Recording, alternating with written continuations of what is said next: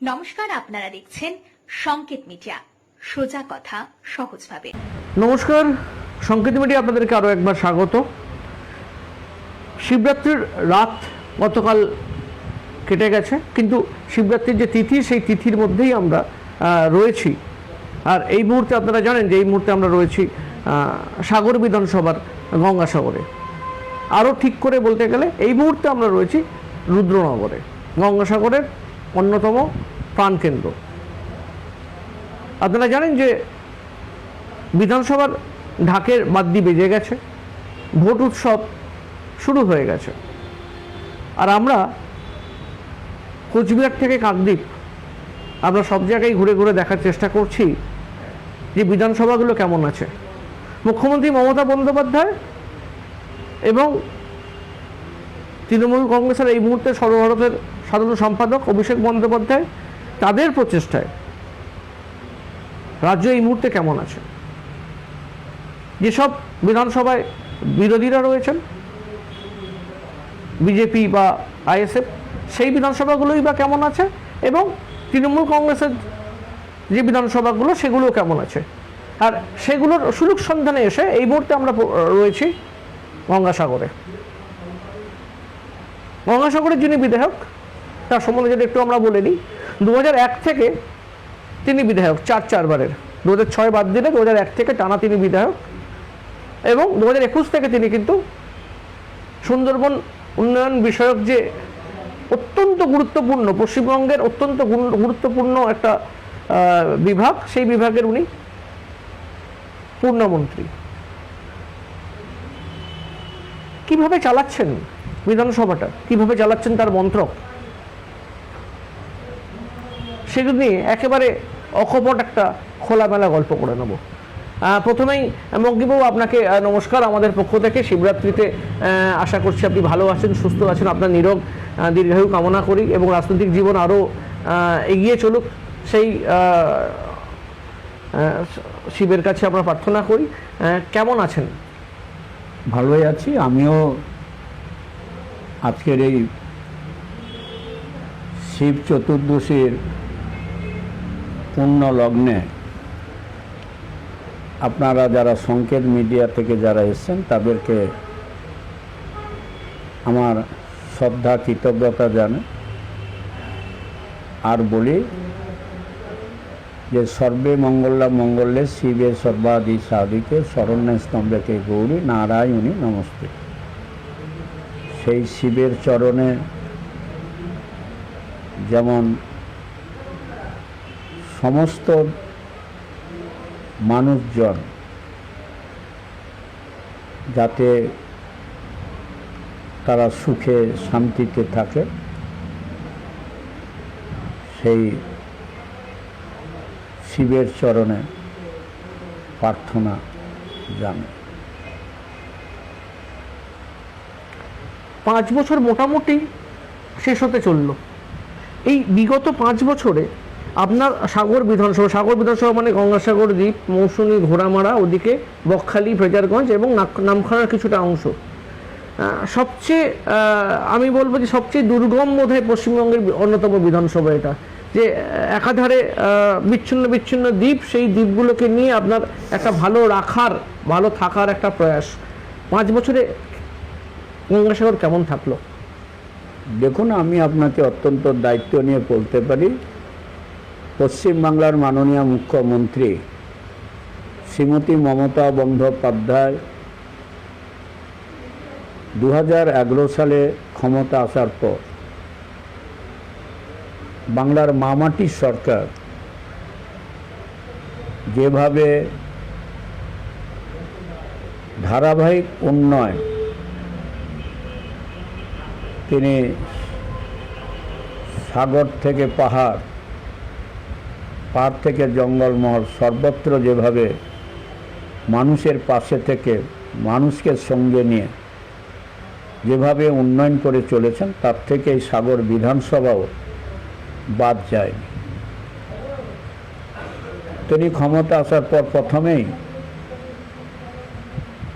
তিনি এই সাগরের বেলাভূমিতে তিনি এসেছিলেন। সাংখ্য দর্শন কপিলের পাদদেশে, এবং সেদিনকার এসে তিনি রাত্রিতে ছিলেন। পরের দিন বিভিন্ন ধর্মীয় প্রতিষ্ঠানের নেতাদের নিয়ে, সর্বধর্মের মানুষজনকে সঙ্গে নিয়ে তিনি তাদেরকে সম্মানিত করেছিলেন এবং বলেছিলেন যেটা হচ্ছে সেই রবীন্দ্রনাথের কথা, হে মোর চিত্ত পূর্ণতীর্থ জাগিরে ধীরে, এই ভারতের মহামানবের সাগর তীরে। সেই সাগর প্রান্তের শেষ বিন্দুতে দাঁড়িয়ে তিনি সেদিনকার সাগরদ্বীপে মানুষের জন্য যাতে বাড়িতে বাড়িতে বিদ্যুৎ পৌঁছায় তার ব্যবস্থাকে সুনিশ্চিত করবার জন্য তিনি ঘোষণা করেছিলেন। কারণ আগে 4 ঘন্টা আমাদের এই রুদ্রনগরে পাওয়ার হাউস থেকে মানুষ পেত কতগুলো নির্দিষ্ট জায়গা। পরবর্তীকালে সোলার প্লান্টের মাধ্যমে কিছু মানুষ বিদ্যুৎ পেত, তা অত্যন্ত সীমিত। আজকের সারা পশ্চিম বাংলার সাথে সাথে সাগরদ্বীপের প্রতিটি মৌজাতে, 43টি মৌজাতে ইতিমধ্যে বিদ্যুৎ পৌঁছে গেছে। আর বিদ্যুৎ পাড়ায় পাড়ায় পৌঁছে যাওয়ার ফলে আমাদের যে বেকার যুবক যুবতী ভাই বোনেরা, তারা বিভিন্ন বাজারে আজকে তারা কম্পিউটার চালিয়ে মানুষের যে নিত্য নৈমিত্তিক যে দরকার, খাদ্যসাথী, স্বাস্থ্যসাথী, রূপশ্রী, ঐক্যশ্রী, কন্যাশ্রী, এই সমস্ত পেতে গেলে যে সমস্ত বায়োডেটাগুলো লাগে, তারা নির্বিঘ্নে সেই সমস্ত বেকার যুবক যুবতীরা সেইটা করে কিছুটা পয়সা তারা পাচ্ছে। তাছাড়া এই সাগরের সামগ্রিক উন্নয়ন, রাস্তাঘাট থেকে শুরু করে সাগর মহাবিদ্যালয়ে বিজ্ঞান শাখা এবং নামখানাতে একটি কলেজ তিনি কিন্তু স্থাপন করেছেন। সাগর মহাবিদ্যালয়ের বিজ্ঞান বিভাগ তার আন্তরিক প্রচেষ্টায় শিক্ষা দপ্তর এটা করেছে। তেমনি নামখানাতে মানুষজনদের দীর্ঘদিনের দাবি ছিল যে একটা কলেজ, সেখানে শিবানী মহাবিদ্যালয় স্থাপিত হয়েছে। শুধু তাই নয়, আপনাকে বললে অবাক হয়ে যাবেন যে আমাদের এই বিধানসভার যে ভৌগোলিক চরিত্র, তাতে একদিকে ভরামার, একদিকে মনসুনী দ্বীপ। সেই মনসুনী দ্বীপে মানুষ আগে বিদ্যুৎ পেত না, এখন কিন্তু টাওয়ারের মধ্য দিয়ে আজকের ভরামারা মানুষরা যেমন বিদ্যুৎ পাচ্ছেন না, কিন্তু ওখানে মানে কি বলবো, নদী পেরিয়ে ওখানে লাইন নিয়ে যাওয়া সম্ভব নয়। কিন্তু তিনি অচিরাচরিত শক্তি দপ্তরের মাধ্যমে ভরামারাতে মানুষ যাতে বিদ্যুৎ পায় তার ব্যবস্থাকে তিনি সুনিশ্চিত করেছেন। এবং মনসুনী দ্বীপের মানুষ এখন 24 ঘন্টার বিদ্যুৎ পাচ্ছে। নদীর উপর দিয়ে টাওয়ার নিয়ে 24 ঘন্টা তারা বিদ্যুৎ পাচ্ছে। এবং এই বিদ্যুৎ পাওয়ার ফলে স্বাভাবিকভাবে মানুষের জীবনযাত্রার মান অনেকটা উন্নয়ন হয়েছে। তাছাড়া তিনি গঙ্গাসাগর বকখালি ডেভেলপমেন্ট অথরিটি 2013 সালের 5ই আগস্ট গঠন করেন এবং তাতে আমাকে চেয়ারম্যান করেন। এবং 2011 সালে সরকার আসার পর যে সুন্দরবন উন্নয়ন পর্ষদ, তারও আমাকে চেয়ারম্যান তিনি করেছিলেন। আমি 2021 সালে মন্ত্রী হওয়ার আগে পর্যন্ত ছিলাম ওই যে গঙ্গাসাগর বকখালি ডেভেলপমেন্ট অথরিটি, এটা কিন্তু নগর উন্নয়ন দপ্তরের অধীন, এবং সেই দপ্তরের থেকেও আজকের সাগরে ধবলাট, গঙ্গাসাগর, রুদ্রনগরে একটা বিশেষ এলাকা জুড়ে আজকের উন্নয়ন একটা উচ্চতর শিখরে গিয়ে পৌঁছেছে। আপনাকে বলতে পারি যে আজকের যে সমস্ত দ্বীপাঞ্চলে, দ্বীপ, একটা দ্বীপের সাথে আর একটা দ্বীপের যে সংযোগ, সেই জায়গাতে দাঁড়িয়ে সুন্দরবন উন্নয়ন পর্ষদের অর্থানুকূল্যে বঙ্কিমনগর এবং চেমাগুড়ির মাঝখানে বড় সেতু নির্মিত হয়েছে, এবং এমনি করে আমাদের সাগরের পবিত্র বেলাভূমি তিনি 2012 সালে তিনি এসেছিলেন। সেই সময় এসে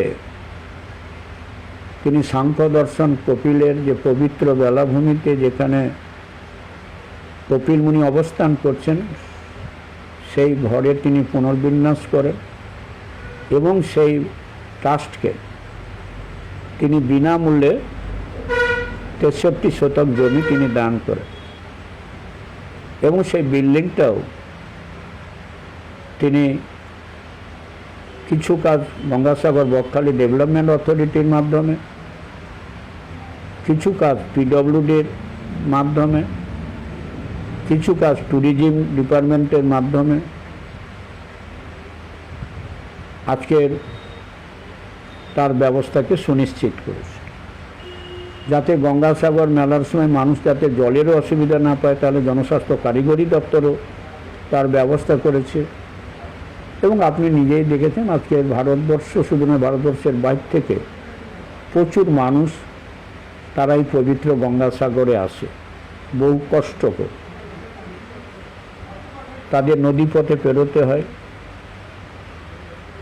আপনার লট নম্বর 8 থেকে কচুবেড়িয়া, আবার বহু মানুষ নামখানা থেকে আপনার চামাগুড়ি বেনুবনে এসে থাকে। সেই বেনুবনের যে সৌন্দর্য, সেটাও তিনি ইউডিকে দিয়ে, মানে আমাদের জিবিডিকে দিয়ে, সেখানে তিনি অত্যন্ত পার্ক বানিয়েছেন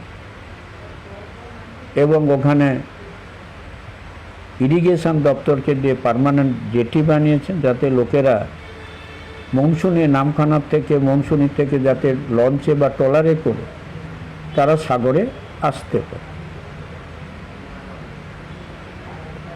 তাছাড়া কত কথা বলবো, প্রচুর মাধ্যমিক বিদ্যালয় ছিল, সেগুলোকে সব উচ্চ মাধ্যমিক করেছেন। সাগরে এই মুহূর্তে কোনো মাধ্যমিক 2-1টি ছাড়া বাকি কিন্তু সবই হায়ার সেকেন্ডারি। তাছাড়া আমাদের মাদ্রাসা শিক্ষা বোর্ডের থেকে 2টি সংখ্যালঘু শিক্ষা প্রতিষ্ঠান আছে, খাসরামপুর কুমরম্ব হাই স্কুল এবং আছে আমাদের বেগুয়াখালীতে একটা স্কুল রয়েছে, সেখানে সব ধর্মের ছেলেমেয়েরা পড়ে থাকে। কারণ ধর্ম তো একটা, ধর্ম যে যার উৎসব আমাদের সকলের। আজকে দেখছেন এখানে কৃষক বাজার রুদ্রনগরে করেছেন। তিনি একমাত্র বলতে পারি, তিনি যখন আগে গাড়িতে করে আসতেন, একদিন সন্ধ্যার সময় আসছেন, সুন্দরবন জনকল্যাণ সংঘের মেয়েরা দিদির কাছে কন্যাশ্রী মাঠের জন্য আবেদন করেছে। দিদি পরবর্তীকালে স্কুল কর্তৃপক্ষকে জানায় এবং স্কুল কর্তৃপক্ষ সেই জমি নির্দিষ্ট নিয়মে রেজিস্ট্রি করে দেন এবং শুধু পশ্চিমবাংলা একটি মাত্র বিদ্যালয় সুন্দরবন জনকল্যাণ সংঘ বিদ্যানিকেতন, এখানে তিনি কন্যাশ্রী মাঠ তৈরি করে দেন। তার জন্য আনুমানিক ব্যয় হয়েছিল 64 লক্ষ টাকা। ওই জায়গা ভরাট করে টোটালটা কন্যাশ্রী মাঠ আছে, আপনারা দেখতে পান। এখানে যাতে এই দ্বীপের যাতে ছেলেরা মাধ্যমিক পাস করার পর যাতে তারা টেকনিক্যাল সাইটে যেতে পারে, তারা বিভিন্ন পেশায় যেতে পারে, সেই জন্য তিনি পুরুষোত্তমপুরে IIT তৈরি করেন। তিনি সবটাই বুঝে, এখানে যেমন একটা ইন্টিগ্রেটেড মডেল স্কুল করেছেন সাগরে আমাদের কমলপুরে, তেমনি নামখানাতেও তিনি ইন্টিগ্রেটেড মডেল স্কুল করেছেন। অতএব পকখালির উন্নয়ন জিবিডির মাধ্যমে প্রচুর কাজ হয়েছে আপনাকে বলতে। তাই সামগ্রিকভাবে এখানে তিনি এতে গঙ্গাসাগরে যেতে গেলে একটা বড় টাওয়ার করেছে এবং এখানকার মানুষরা যাতে সুখে শান্তিতে থাকতে পারে। এখানকার যে জ্বলন্ত সমস্যা সেটা হচ্ছে নদী ভাঙন, সেই জায়গাতেও তিনি সেচ দপ্তরের উপর নজর রেখেছেন এবং সেচ দপ্তর দায়িত্ব নিয়ে আপনাকে বলতে পারে নদীর এপার ভাঙে তো ওপার পড়ে, এটা আপনিও জানেন, আমিও জানি, সবাই জানি।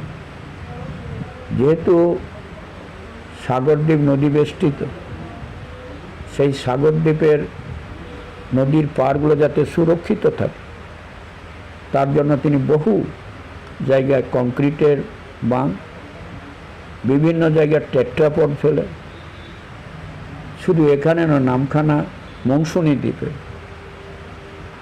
হাতিপেটিয়া, বাগডাঙ্গা, বালিয়াড়িয়া, আপনার ফেজারগঞ্জে বিস্তীর্ণ এলাকা যেটা রয়েছে, দাসপাড়া হাতিকন্যা, তারপরে হচ্ছে নারায়ণগঞ্জ, এমনি করে কি করে মানুষকে সুরক্ষিত রাখা যায় সেদিকে তিনি নজর দিয়েছেন। পরবর্তীকালে যখন আমাদের মাননীয় অভিষেকবাবু সাংসদ হিসাবে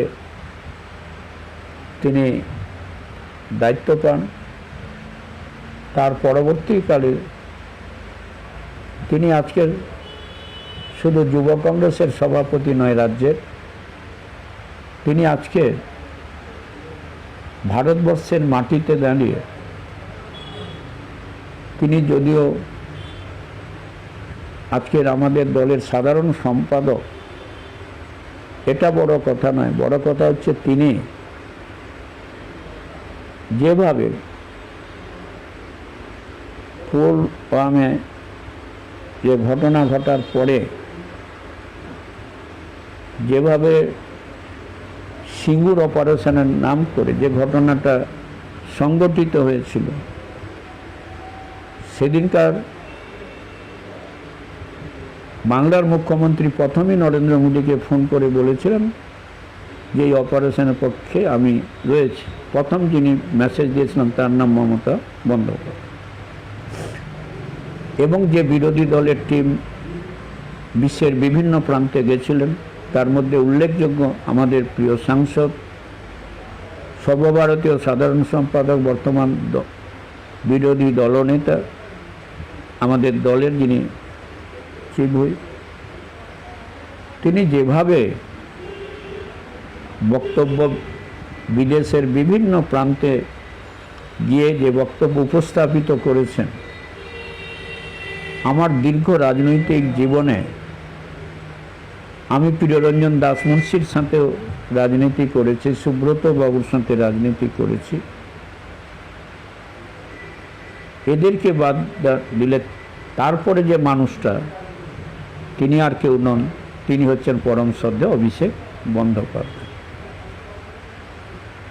তা আজকের সাগর একটা উন্নয়নের জোয়ারে ভাসছে। আবার সর্বশেষ আপনি জানেন যে গত 5ই জানুয়ারি বাংলার মুখ্যমন্ত্রী মুড়িগঙ্গা এবং কচুবেড়িয়া লট নম্বর 8 এর মধ্যে যে গঙ্গাসাগর সেতু, যে কথা তিনি 2024 সালে বলেছিলেন, তাকে তিনি বাস্তবায়ন করলেন এবং গঙ্গাসাগর সেতুর কাজ আনুষ্ঠানিকভাবে এলন টুকরো বড় মাপের সংস্থা তারা সেটা পেয়েছে এবং তারা ইতিমধ্যে কাজ শুরু করে দিয়েছে। এবং যারা জমি, ওখানে তো শুধু ব্রিজ হলে হবে না, এবারে 4 লাইনের ব্রিজ করতে গেলে যে অ্যাপ্রোচ দরকার আছে, তাদের দুদিকে সেই জমি তাদেরকে রেস্ট্রি করে দেওয়া হয়েছে।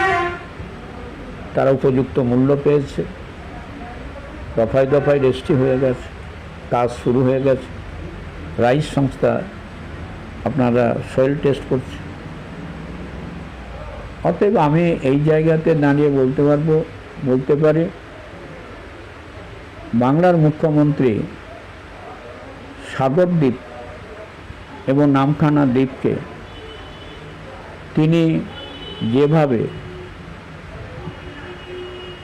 আমার বিগত প্রস্তাবগুলো যেখানে যা চেয়েছি, পচামুড়ি ব্রিজের উপরে আমরা চেয়েছিলাম একটি ব্রিজ করে দিয়েছে। হাতানা দুয়ানা নদীর উপরে আপনি জানেন যে আগে পল্টন জেটির মধ্যে দিয়ে আমাদের পেরোতে হতো মানুষদের, কিন্তু সেটাও তিনি হাতানা দুয়ানা নদীর উপরে তিনি করে দিয়েছে। আজকের তাই ভারতবর্ষের একেবারে দিল্লি, জম্মু, কাশ্মীর থেকে সরাসরি মানুষরা গাড়ি করে তারা বকখালি বেরোতে যেতে পারছে এবং বকখালিকে বিশ্বের দরবারে একটা ম্যানগ্রোভ, যেটা আমাদের এই সুন্দরবনের সুন্দরনী,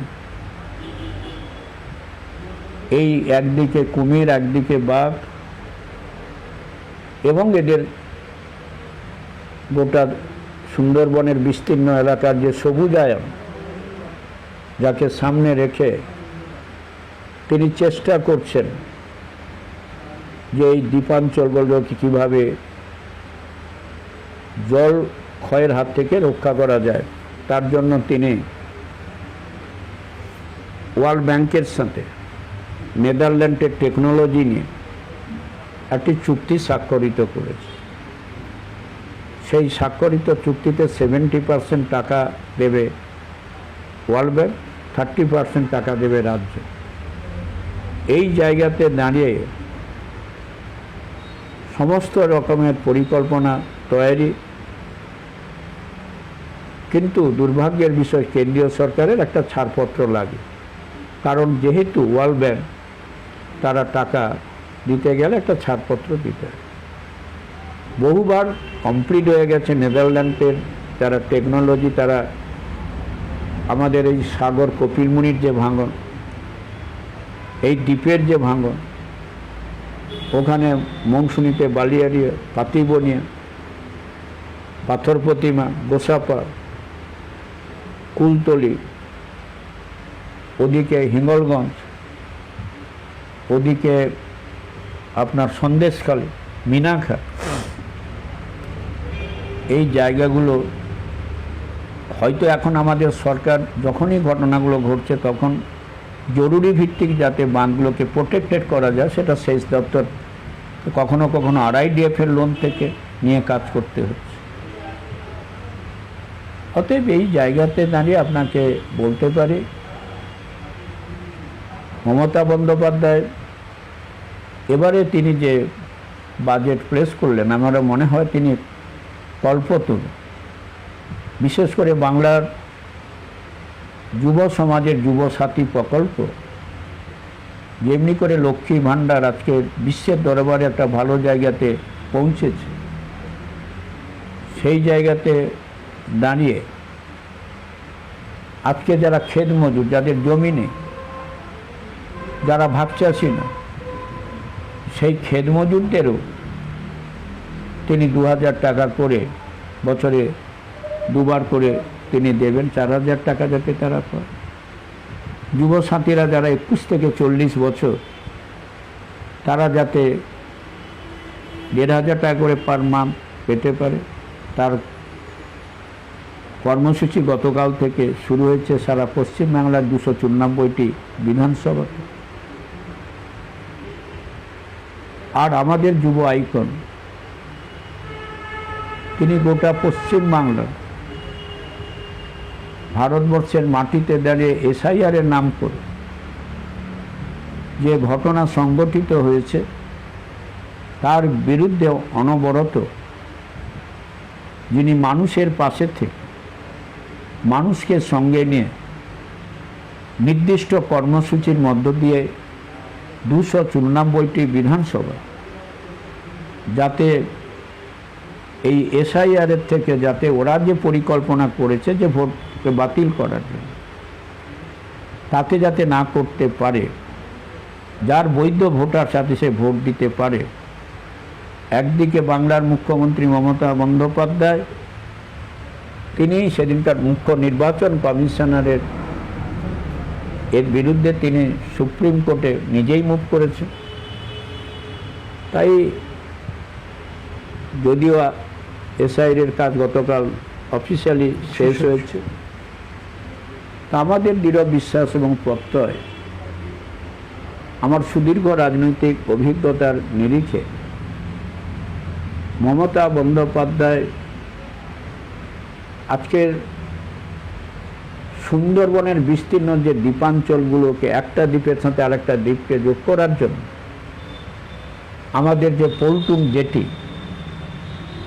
সেই পল্টুন জেটি গোসাপা টু গদখালি, মিনাখা, তারপরে হচ্ছে পাথর প্রতিমা, এই টাকাগুলো আমরা সুন্দরবন টাকাগুলো দিচ্ছি ট্রান্সপোর্ট ডিপার্টমেন্ট, কারণ আমাদের সেই রকম ইনফ্রাস্ট্রাকচার নেই।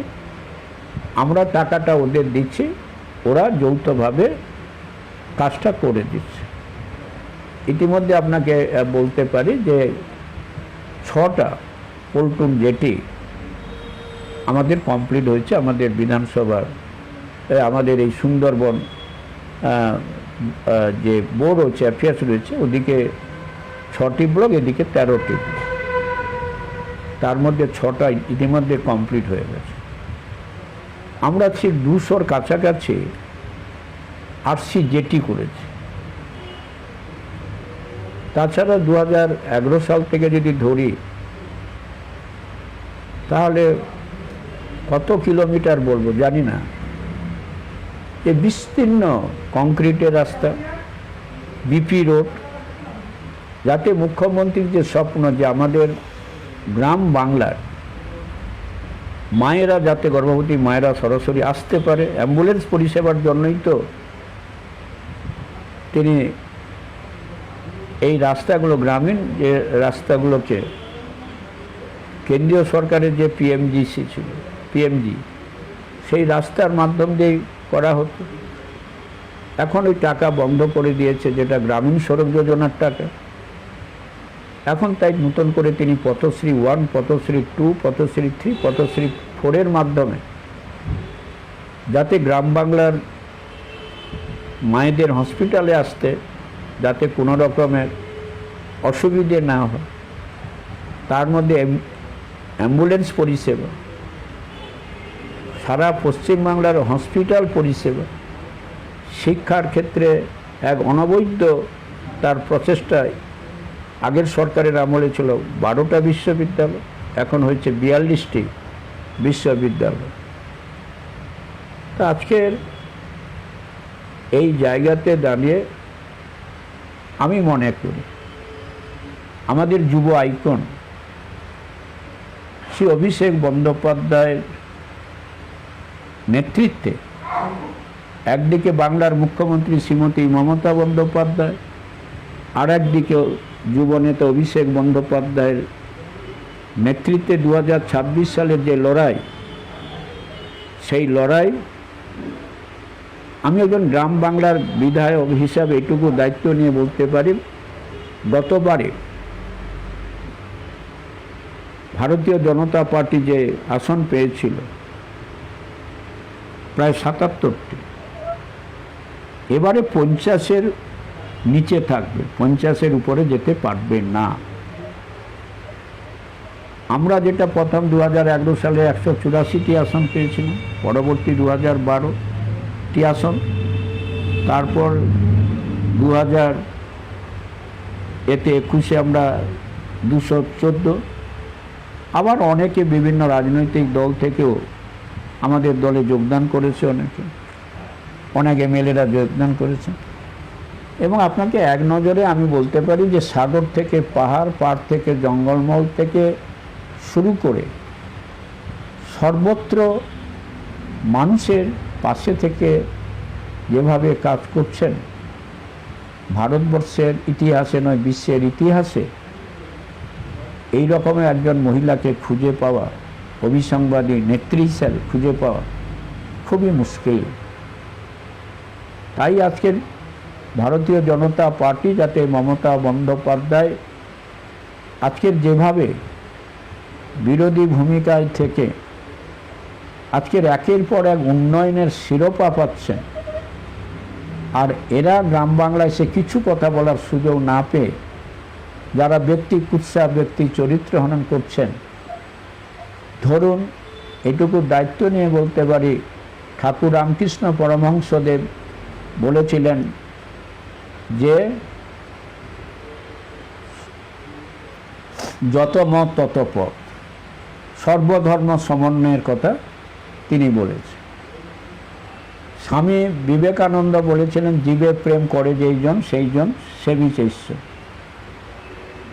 মা সারদা দেবী বলছেন আমি সত্যেরও মা, আমি অসত্যেরও মা। আমার ছেলে যদি কিছু করে আসে, ধুলো মাখা মেখে আসে, আমি কি তাকে কোলে তুলে নেব না পরিষ্কার করে? আমি যেহেতু সবাই আমার কাছে যে আসবে আমি তার মা। এবং আজকের দিনে বিরোধী রাজনৈতিক দল ভারতীয় জনতা পার্টি যেভাবে আমাদের মনীষীদের প্রতি যেভাবে অসম্মানিত করছেন, যারা একদা ঈশ্বরচন্দ্র বিদ্যাসাগরের স্ট্যাচু ভেঙে দিয়েছিলেন, আজকে জাতির জনক মহাত্মা গান্ধীজির নামাঙ্কিত যে প্রকল্পটা ছিল, সেই প্রকল্পে মহাত্মা গান্ধীজির নামটিও বাদ দিয়েছেন, দিয়ে কি জিএমআরজি নাকি নামকরণ করেছে।